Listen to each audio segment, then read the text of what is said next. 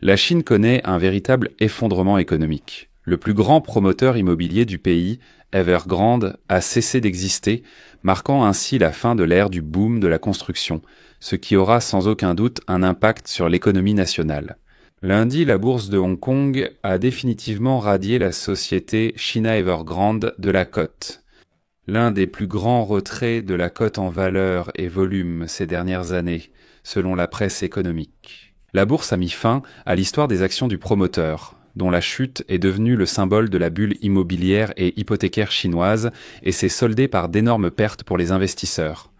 La radiation d'Evergrande marque la fin d'une saga mouvementée, aussi bien pour le marché que pour la politique et pour des millions et des millions de Chinois qui avaient placé leurs économies familiales dans ces fameux mètres carrés.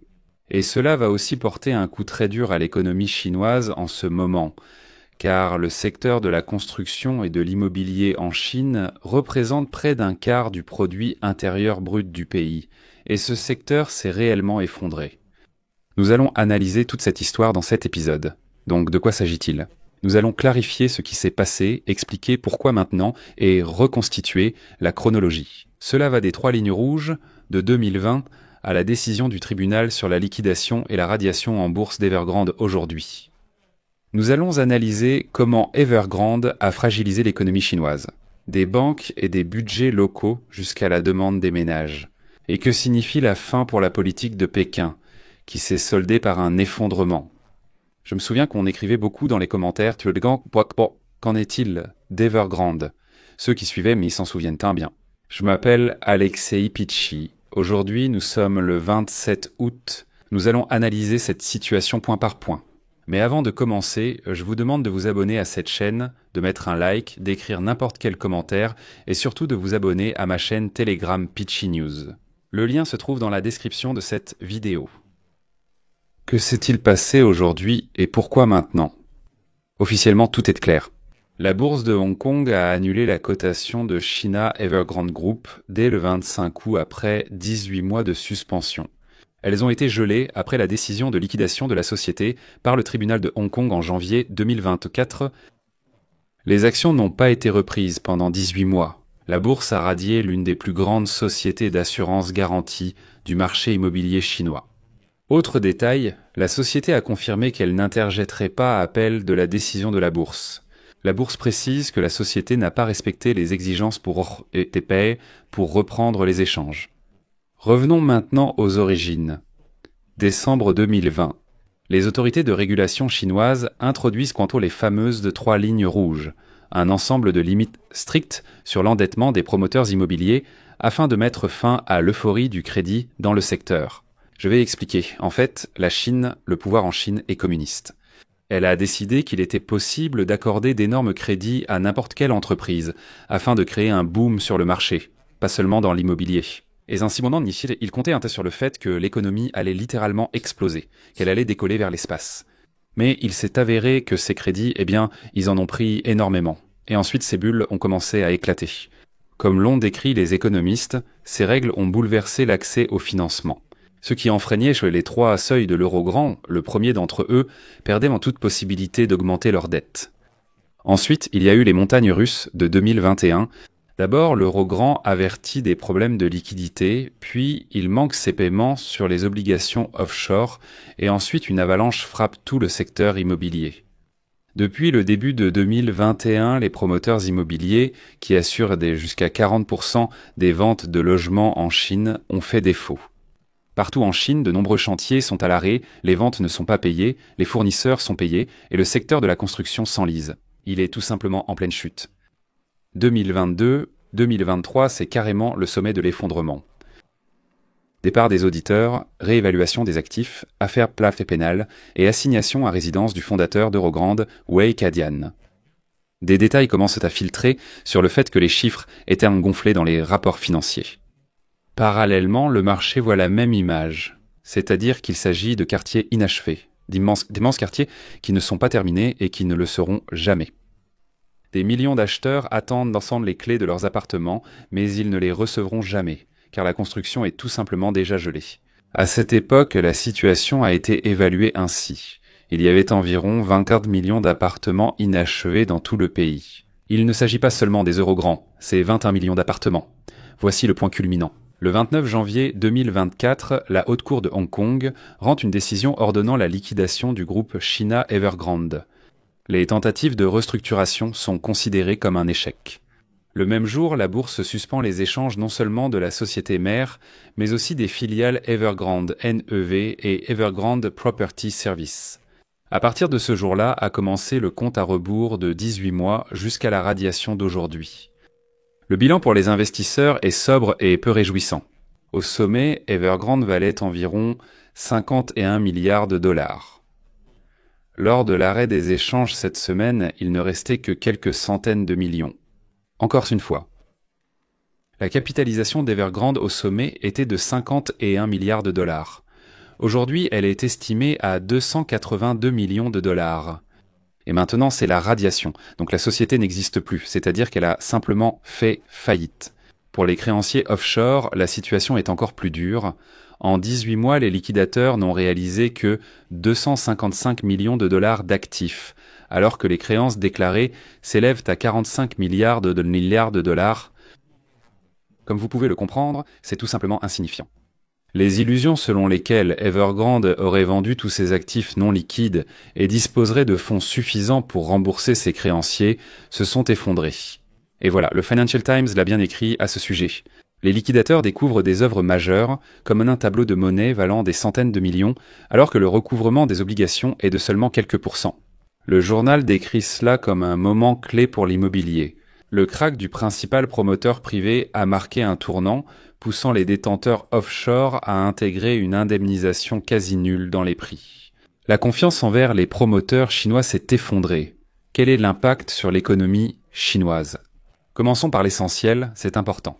C'est la taille du secteur immobilier en Chine. Selon les estimations du Fonds monétaire international et d'autres institutions, l'immobilier directement et à travers les secteurs connexes représentait jusqu'à un quart de l'économie chinoise. Je vais citer une déclaration du Fonds monétaire international. L'immobilier représente jusqu'à 20% de la part directe et bien plus encore avec les multiplicateurs. Les analystes de Breakingviews l'ont dit plus simplement. Le secteur immobilier représente un quart du produit intérieur brut de la Chine. Lorsqu'un géant de cette taille s'effondre, l'onde de choc touche 3 niveaux. D'abord, les ménages chinois. En Chine, le logement est le principal coffre-fort des économies familiales. En somme, ils investissent ainsi leur argent. La méfiance envers les promoteurs freine les achats. Les gens sont plus prudents, les prix baissent dans les villes secondaires et les ventes sur plan n'améliorent plus la situation. Qui paiera pour des mètres carrés si obtenir les clés relève de la loterie ? Rien ne garantit que tu investis dans la construction de logements et recevras un jour quelque chose. Le deuxième problème concerne les budgets locaux.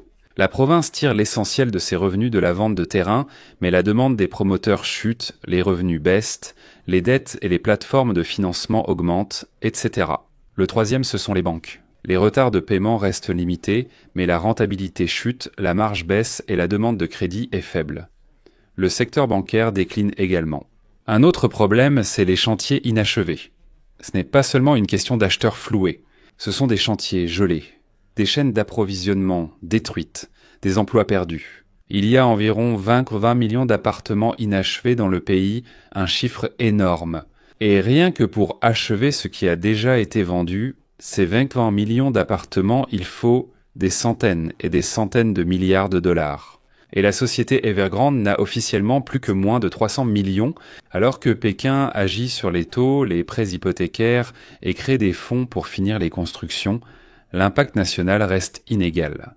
Et c'est là que nous revenons à la radiation d'aujourd'hui. Vous savez, ce n'est pas juste une autre nouvelle, tout simplement. C'est la fermeture officielle de la porte. C'est un signal au marché qu'il n'y aura pas de sauvetage pour ce groupe en particulier. Les détenteurs offshore enregistrent des pertes. Les politiques se poursuivent à la longue et fastidieuse de soi-disant assainissement du secteur. Le Fonds monétaire international a réduit la prévision de croissance de la Chine à 4% pour 2025, en précisant séparément que la pression prolongée du secteur immobilier sera très forte. Comment Pékin traite-t-il ce problème ? En 2 ans, des dizaines de mesures ont été prises, baisse des taux hypothécaires et de l'acompte initial, assouplissement des conditions pour acheter un second logement, des quotas bancaires pour le financement des promoteurs, des lignes spéciales de refinancement pour achever les chantiers inachevés restants et des projets pilotes pour racheter les excédents de logements en vue de la location. Les régulateurs débattent généralement entre imprimer plus d'argent pour injecter des fonds dans l'économie et sauver tout le monde, ou bien liquider les actifs toxiques et accepter un rôle moindre du secteur immobilier dans l'économie. Et les investisseurs, pourquoi ? D'ailleurs, c'est important pour l'Ukraine, dont il devait l'Union européenne et les États-Unis, qui considèrent la Chine comme la deuxième économie mondiale.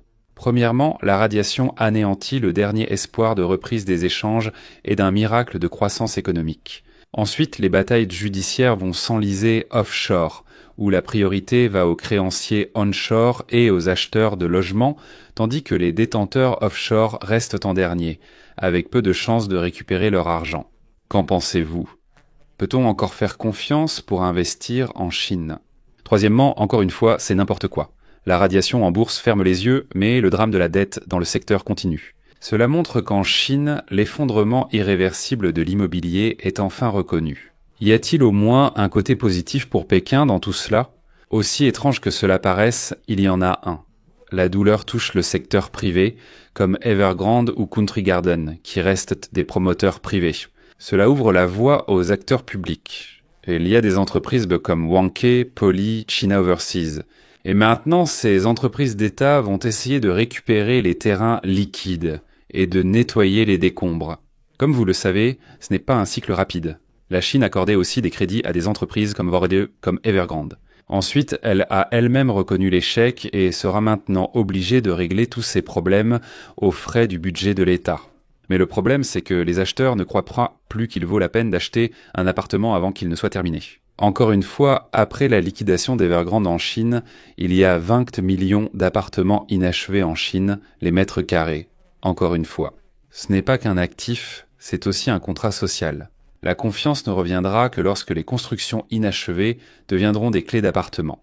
Ainsi, le indicateur clé de performance principal pour Pékin n'est plus la hausse des prix, mais le nombre de projets livrés et le délai pour obtenir les clés. Cela signifie qu'il faudra brader les prix de manière très importante, juste pour essayer de calmer cette panique.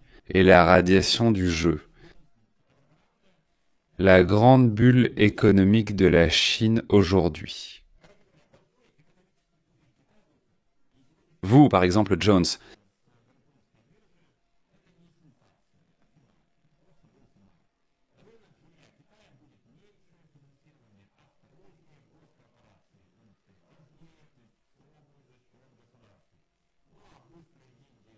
Murnau, quelque chose comme ça.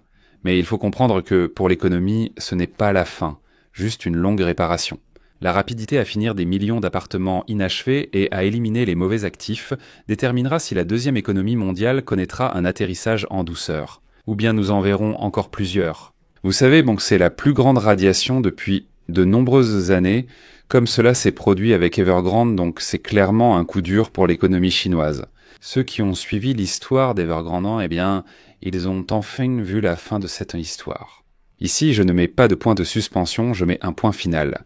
Donnez votre avis, écrivez vos conclusions dans les commentaires sous cette vidéo, abonnez-vous à la chaîne, cliquez sur la cloche et n'oubliez pas de mettre un like. C'est tout pour aujourd'hui, prenez soin de vous. Au revoir.